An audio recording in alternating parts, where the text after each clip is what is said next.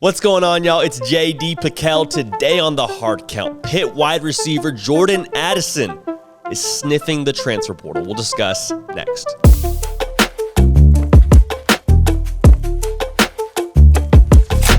Welcome into CFB with JD, the People's Channel. Every single thing that you know, that you love about college football happens here, happens on a nearly daily basis.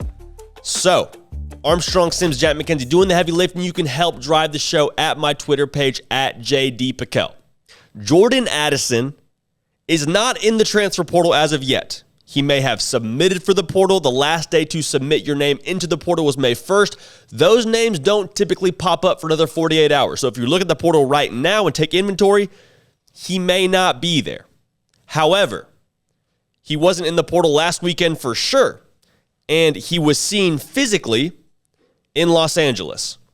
Let's back up. It was rumored that Jordan Addison, who is a first-team All-American, Blitnikoff Award winner for the best wide receiver in the country, was unhappy with his NIL situation at Pitt. One thing led to another. A lot of rumors swirled around, one of which being that Kentucky offered him $800,000 to come to their school. Rumor has it he declined that offer. And then the rumor continues that he's interested in USC. And maybe you're not. There's been discussions between the two camps. And whatever the rumor is, you cannot deny the fact that he was in Los Angeles this past weekend. This is not a good look because, again, he was not in the portal at this point in time. Why is that important? Well, you can't talk to kids if they're not in the portal. Being in the portal is the key to having any kind of communication with any of these kids.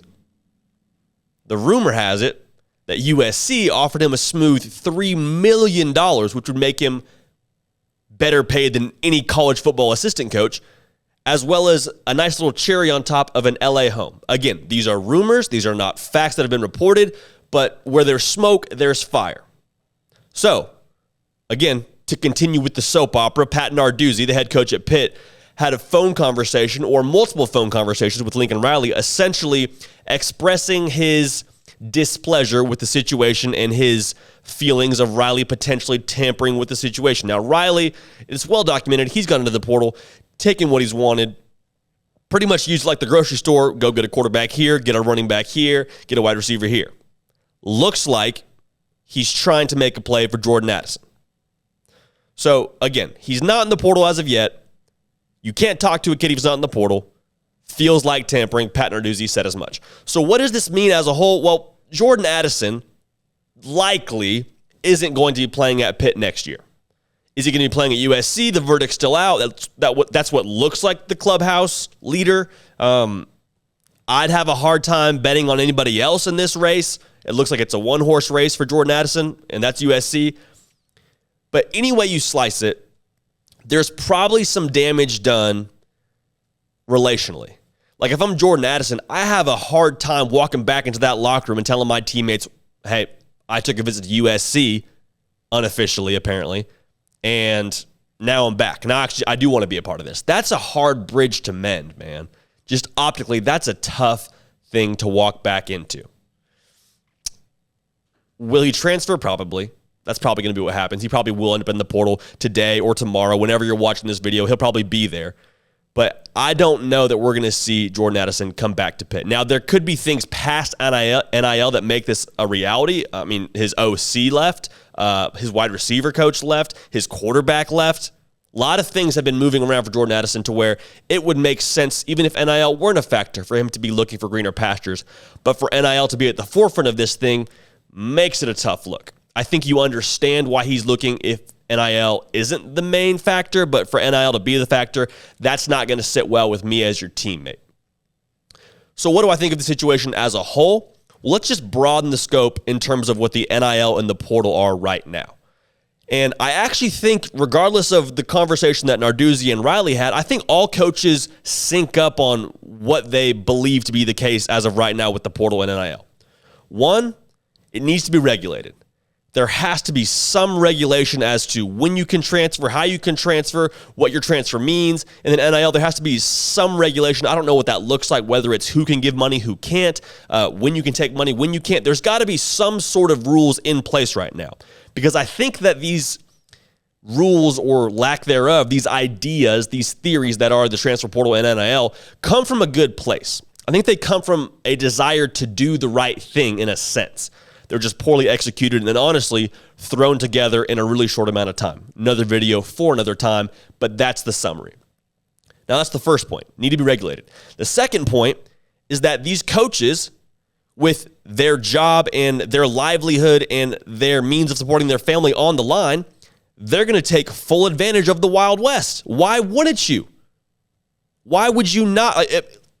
Let's put it this way. If you could travel in basketball, meaning you did not have to dribble in basketball, you could tuck it under your arm and run to the basket and make a layup every single time, nobody's going to dribble. There's no reason to. It's a hindrance. It keeps you from being the most effective as you can be and from accomplishing your ultimate goal of scoring points and winning games. Same thing in the transfer portal NIL. If there's no rules behind it, nobody's going to stick to any rules. There's no unwritten rules in this thing. People are out for blood here. People are supporting their families. This is real life. This is your job. This is what people care about. Stakes are very high. So if you have a way to get a leg up and pay for a kid, you're going to shell out and pay for a kid. And so that's honestly what leads me to this point with the whole Pitt and USC situation. If there's tampering, that's not okay. Obviously, that's against the actual rules that are written. That is probably something that's been going on outside of what the transfer portal was and outside of what the NIL was. I mean, this has probably been happening for a while, but bottom line, it's not cool. If I'm Pat Narduzzi, that's what I have an issue with. At the same time, when I point my finger at you, I got 3, and then your thumb's kind of pointing another direction. You have more digits pointing back at yourself. And I think it's soft to complain about NIL for recruits and transfers and all that when you have the same ability, in theory, to go pay a kid and keep him on your roster.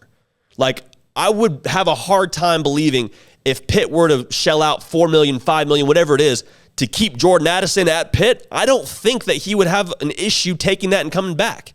Again, we talked about the relational damage, whatever, but even prior to this USC situation, if Jordan Addison comes to Pat Narduzzi or whoever it is and says, hey, I think I'm worth more, I think I can get more other places, but my heart's at Pitt, what can you do for me?